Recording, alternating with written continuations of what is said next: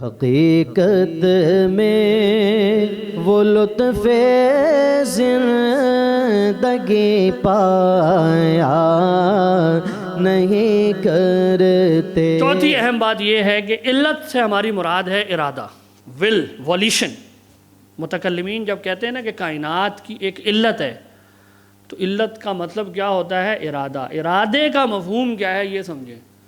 ارادے کا مطلب ارادہ وہ تصور، یا ارادے کا مطلب وہ شے ہے جو دو مساوی امکانات میں سے کسی ایک کو کیا کر دے؟ ترجیح دے، پریپونڈرنٹ۔ ارادے کا تصور ہی یہ ہے۔ قدرت اور ارادے میں کیا فرق ہے؟ یہی فرق۔ قدرت کا مطلب وہ چیز ہے جو تمام امکانات سے مساوی طور پر انڈیفرنٹلی ایسوسیٹ ہوتی ہے۔ جیسے اس پین کو میں اٹھا سکتا ہوں، گھما سکتا ہوں، یوں کر کے یوں بھی کر سکتا ہوں۔ بہت سارے امکانات ہیں نا اس پین کے ساتھ ہونے کے۔ تو قدرت ان سب کے ساتھ مساوی طور پر جڑی ہوئی ہے۔ قدرت نہیں ایکسپلین کر سکتی کہ پین یوں کیوں ہوا اور یوں کیوں نہیں ہوا۔ قدرت نہیں ایکسپلین، کیونکہ قدرت اس کے ساتھ بھی جڑی ہوئی ہے، قدرت اس کے ساتھ بھی جڑی ہوئی ہے، قدرت یوں اس کے ساتھ بھی جڑی ہوئی ہے۔ میری قدرت میرے ہاتھ کے یوں کرنے کے ساتھ بھی جڑی ہوئی ہے، یوں کرنے کے ساتھ بھی جڑی ہوئی ہے، اور یوں کرنے کے ساتھ بھی جڑی ہوئی ہے۔ جو میرے ہاتھ کے جو پاسبل امکانات ہیں نا کہ کیسے یہ حرکت کر سکتا ہے، قدرت ان سب کے ساتھ کیا، قدرت کی خصوصیت یہ ہے کہ وہ تمام ممکنات کے ساتھ بطریق تساوی، بطریق انڈیفرنس جڑی ہوتی ہے۔ کون سا امکان ظاہر ہوگا یہ قدرت نہیں ایکسپلین کر سکتی اکیلی۔ اس کے لیے مجھے ایک اور تصور چاہیے، اور وہ کیا ہے؟ ول۔ وہ کیا ہے؟ ول۔ ول یہ طے کر دی ہے کہ تمام ایکولی لائکلیہڈ آپشنز میں سے کوئی ایک کیا ہو جائے؟ پریفر ہو جائے۔ میرا ارادہ یہ ایکسپلین کرے گا کہ میرا ہاتھ اوپر آیا ہے۔ قدرت نہیں ایکسپلین کر سکتی، اکیلی قدرت نہیں ایکسپلین کر سکتی، کیونکہ قدرت تو اس کے ساتھ بھی جڑی ہوئی ہے، اس کے ساتھ بھی جڑی ہوئی ہے، اور یوں بھی جڑی ہوئی ہے، سب کے ساتھ جڑی ہوئی ہے۔ یہ تصور سمجھ میں آ رہا ہے؟ ارادے اور قدرت میں کیا فرق ہے؟ ارادہ نام ہے پریفرنس اسائن کرنے کا۔ کس کا؟ ہم کہتے ہیں کہ جب عالم، آپ ذرا جوڑیں، عالم جب معدوم تھا تو اس کو ایک علت کی ضرورت ہے۔ یہی ہم نے کہا نا، عالم کی ایک علت ہے۔ ہم کہہ رہے ہیں وہ علت کیسی ہونی چاہیے؟ وہ 4 سوالوں کا جواب دے۔ عدم سے وجود میں آنے کو ایکسپلین کرے، عدم سے وجود کی ترجیح بن سکے، وجود میں آنے کے بعد پھر عدم کے بجائے وجود کے برقرار رہنے کو ترجیح دے۔ چیزیں خاص ترتیب کے ساتھ ظاہر ہو رہی ہیں، اس خاص ترتیب کی ایکسپلینیشن بنے، اور چیزیں خاص کوانٹیٹیز کے اندر ظاہر ہو رہی ہیں۔ ایسا ہی ہے نا؟ یہ چیزیں، کائنات تھوڑی سی بڑی بھی تو ہو سکتی تھی نا۔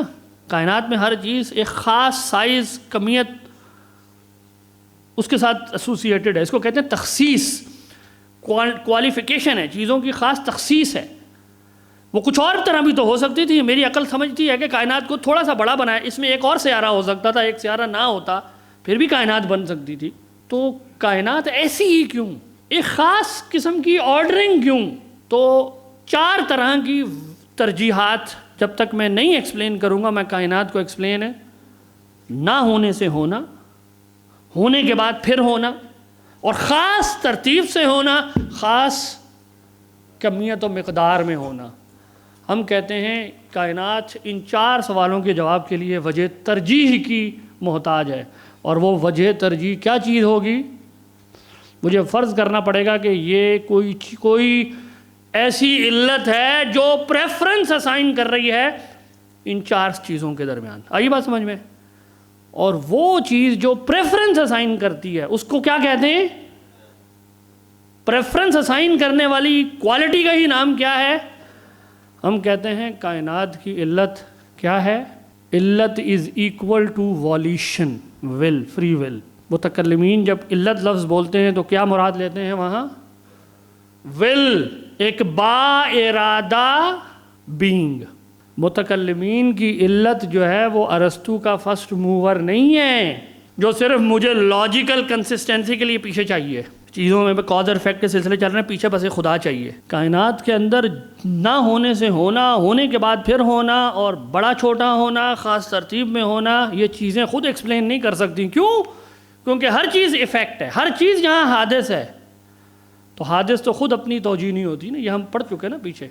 کائنات میں علت نہیں ہے تو مجھے فرض کرنا پڑے گا کائنات کے پیچھے کوئی با ارادہ علت ہے. اب میں اس لفظ کو بدلوں گا، ایک با ارادہ وجود ہے. کیا ہے با ارادہ؟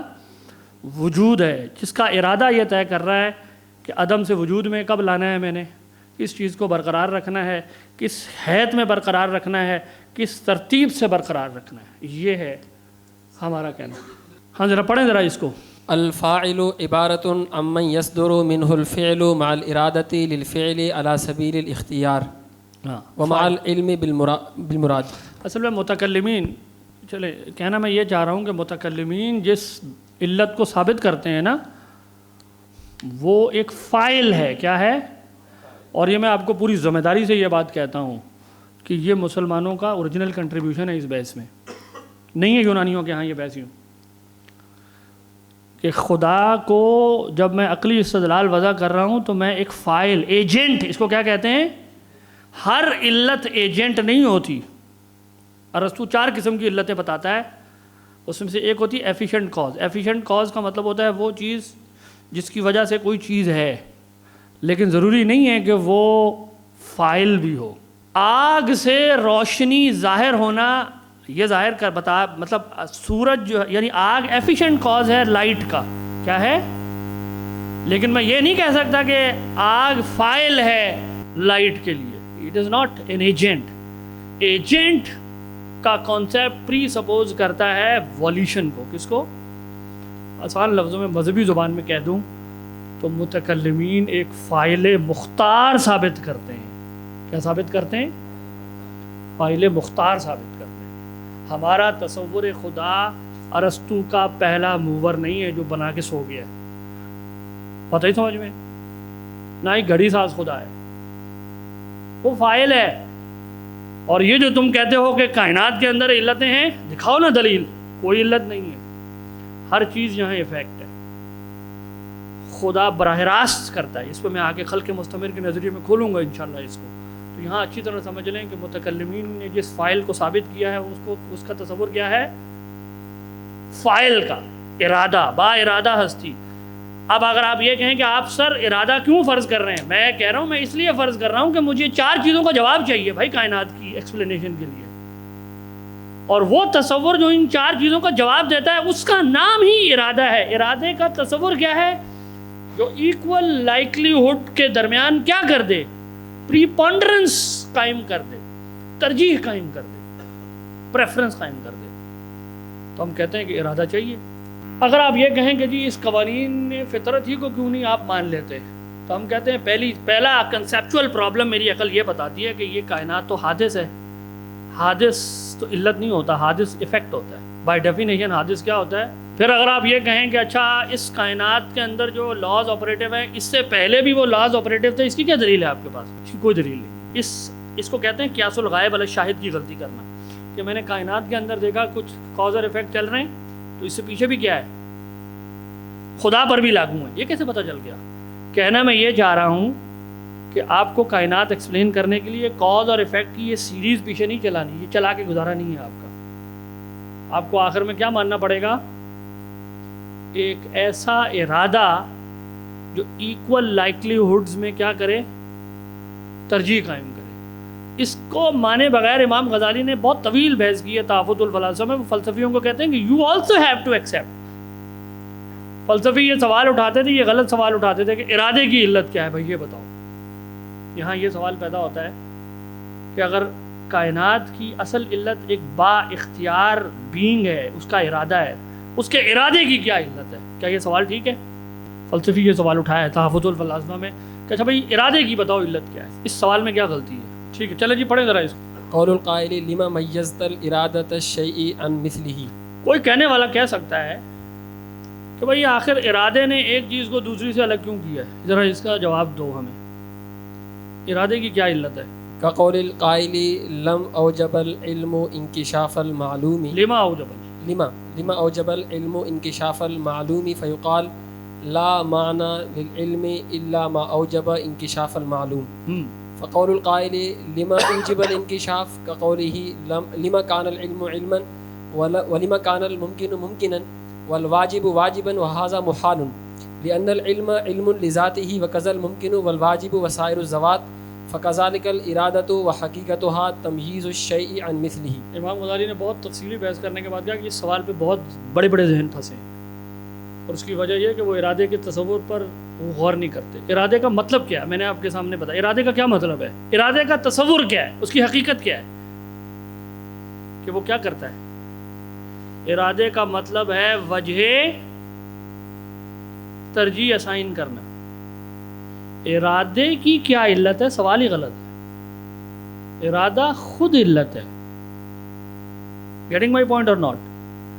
امام غزالی کہتے ہیں کہ ارادے کی علت پوچھنا ایسے ہی سوال ہے جیسے کوئی کہے کہ علم سے کوئی چیز مجھے معلوم کیوں ہو جاتی ہے, جبکہ علم کی حقیقت کیا ہے. علم ایک ایسی شے ہے جس سے میں کسی شے کا احاطہ کر لیتا ہوں, وہ مجھ پر واضح ہو جاتی ہے. یہ علم کی حقیقت ہے.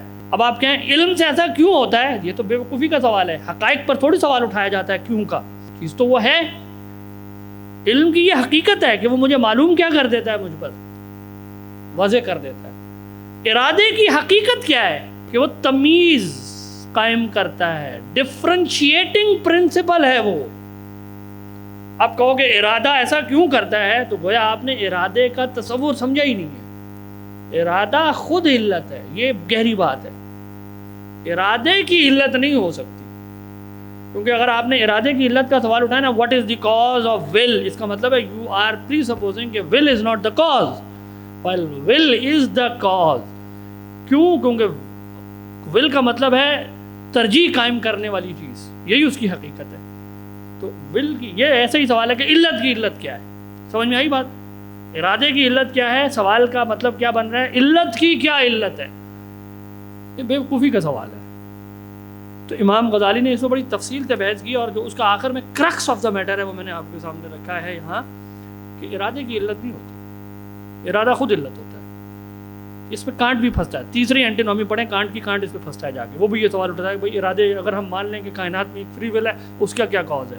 ہم کہیں گے مسٹر کانٹ, ارادے کی علت نہیں ہوتی, ارادہ خود علت ہے. ارادے کے تصور پہ غور کرو, اس پر علت کا سوال اٹھانا ہی غلط ہے. یہاں پر ہماری گفتگو کا پہلا حصہ ختم ہوتا ہے. کوئی کوشچن یہاں, ہاں چونکہ یہ نیچرل ایک بریک پوائنٹ آیا ہے, یہ ذات باری تعالیٰ سے متعلق جو ہم نے علت ڈرائیو کی ہے اپنے استدلال سے, اس کی نوعیت کیا ہے وہ ہم نے اسٹیبلش کی ہے. ہم نے جو بنیادی طور پہ بات کہی کہ علت ارادہ ہے, ارادے کا نام ہے, اور ہم نے ایک فائل ثابت کیا ہے, صرف ایک پرسنل ایک میکینیکل علت ثابت نہیں کی ہے.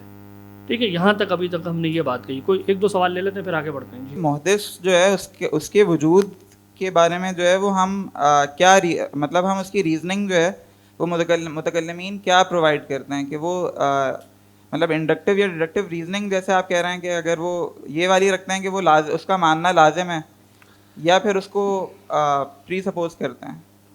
میں یہی کہہ رہا ہوں کہ پری سپوز کے لفظ سے مراد اگر آپ کی اولیات عقلیات ہیں تو ہاں ہم کہتے ہیں کہ یہ تصور بدیہی ہے, نیسیسری ہے, اس کے بغیر چل نہیں سکیں گے آپ. صحیح. قدرت امور سے مساوی جڑی ہوتی ہے, ممکنات سے.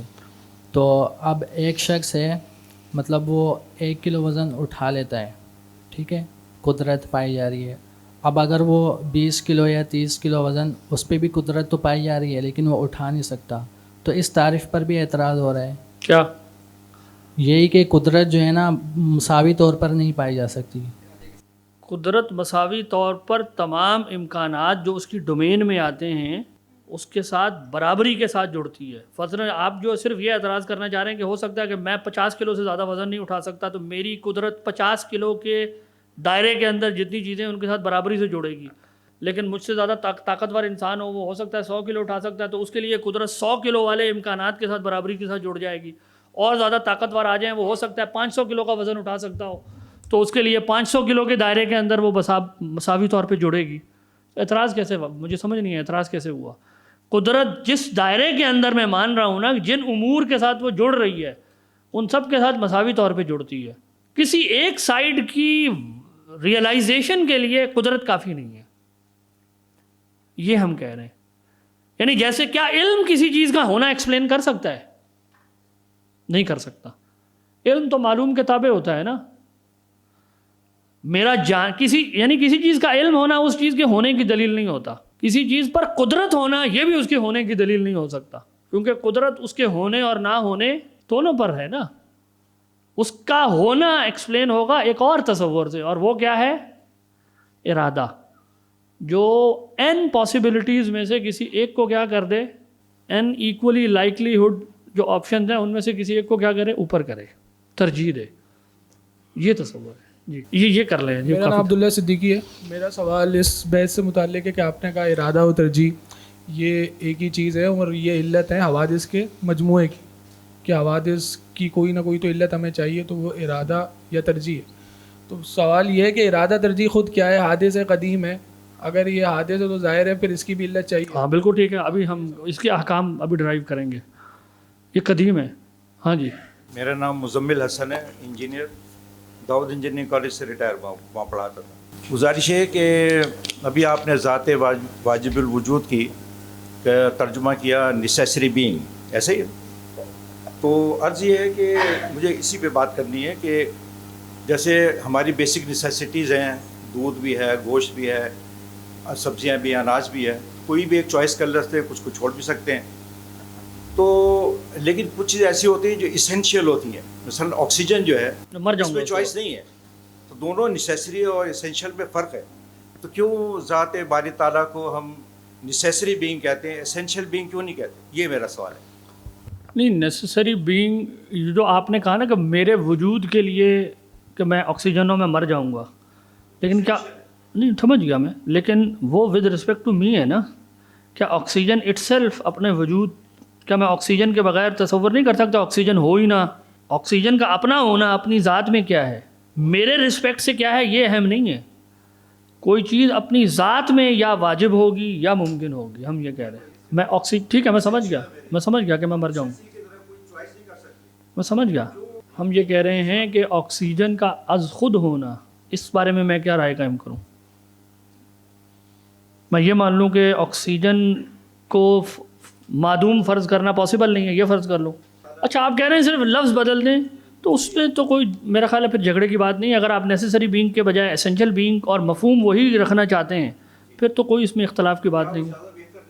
نہیں, کوئی اس میں حرج نہیں. دیکھیں, اگر مفہوم وہی ہے تو یہ تو صرف اختلاف لفظی اختلاف ہے کہ ہم اس کے بجائے کسی اور لفظ سے بول لیں, کیونکہ ٹھیک ہے اس میں یہ تو ایک لفظی وہ ہے, یعنی یہ چونکہ ایک ٹرمینالوجی ہے جو اس ڈسپلن کے لوگ بولتے ہیں, سب سمجھتے ہیں.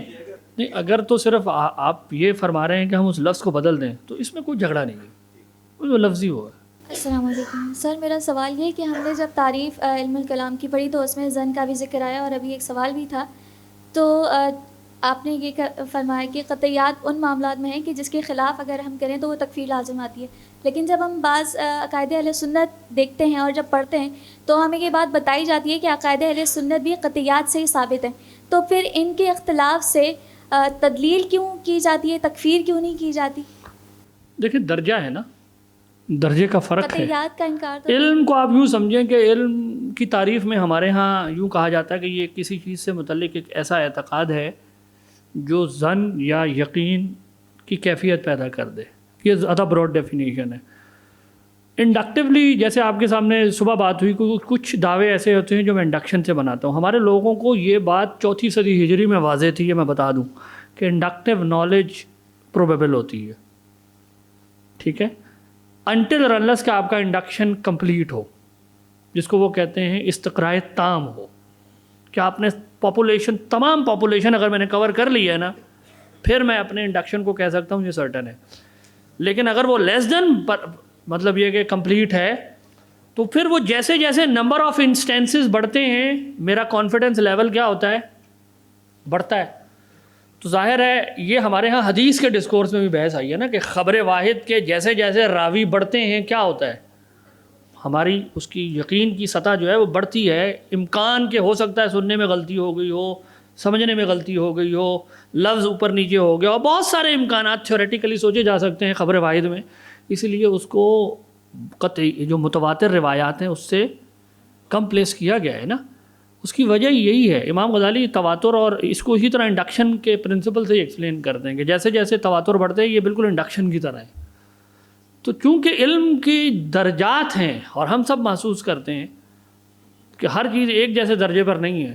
جو مقام اولیات عقلیات کو حاصل ہے ظاہر ہے وہ ایک دفعہ یا دو دفعہ چیز دیکھے جیسے وہ ڈکٹیٹر والی مثال ہے اس کو تو نہیں مل سکتا نا.